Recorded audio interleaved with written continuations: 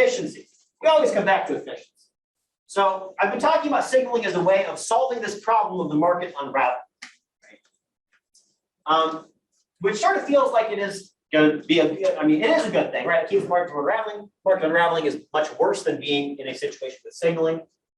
Economists tend to refer to the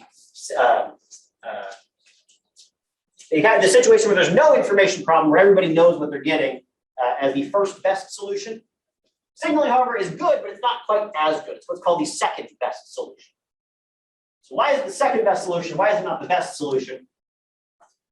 Because there are some wasted costs going in there. And the hint was what I said earlier about how signaling is often taking the form of a useless, costly thing, right? Useless and costly, not the same thing as efficient, right? So let's take an example. Let's take an employer and employee. We already used this example with the cameras, right, from game theory. But how does the employer make sure that the employee is actually working hard, right? You have an employee, they're doing stuff for you. You want to make sure that they are working hard to fulfill what you're paying them. You might monitor them. That would be one way that you could do that. You could install cameras. You could have them do a whole bunch of weekly reports or whatever, which might be one way of making sure that you don't have employees who are not working hard. But also, it puts a lot of burden on people who are working hard anyway, right? So who is paying the costs of this monitoring? It's the people who are working hard anyway. Because in order for them to prove that they are working hard, they have to do all this extra work, right? So this is annoying to the hardworking workers who are going to work anyway, because they didn't need to get monitored, and yet now they're putting in effort to basically prove that they're not the people who are not going to work. This is generally true. The goal of a good signal is to get the good types to send it and the bad ones not to send it. But that means the good types are sending it. And since the good types have to usually pay some cost in order to send it, they're still paying those costs, right? The signal isn't free for the good types, it's just cheaper. And it's actually even cheaper than that for the bad types because they're not sending it at all, right?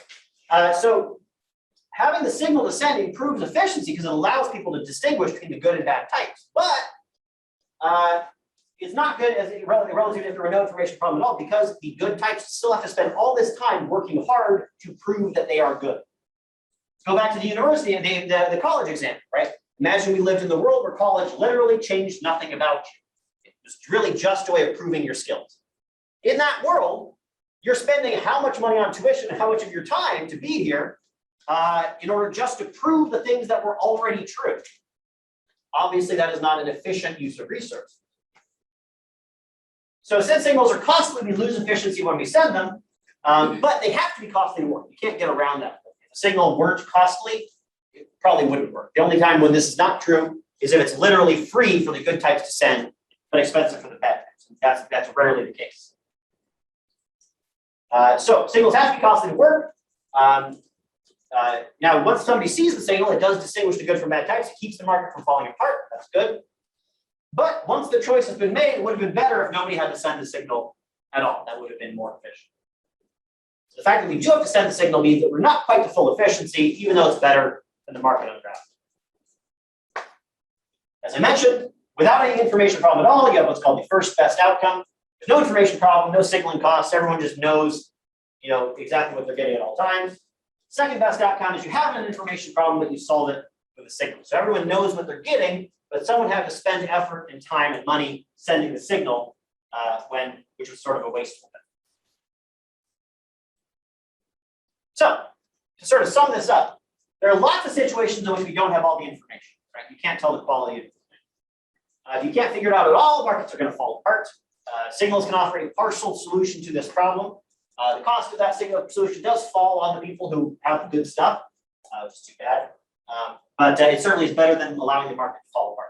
It's also, this stuff is really applicable in real life. You can imagine it showing up in a lot of different places.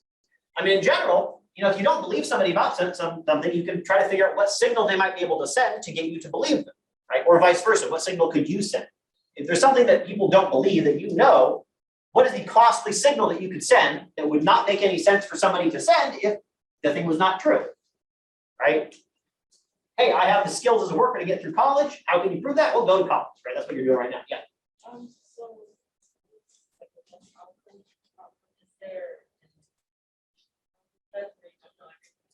There's not. So we solved the information problem, but we had to spend some effort and expense to do it. And then with the first, just out 50 minutes. The first best is more efficient, but it also relies on there not being an information problem in the first place. So we can't necessarily choose it. Another way in which you can apply this is in disagreements over stuff. You can turn it into a bet, something that economists tend to like to do. If you think that something about the world is going to be a certain way, you can bet with somebody about it, right? You can say, hey, put your money where your mouth is.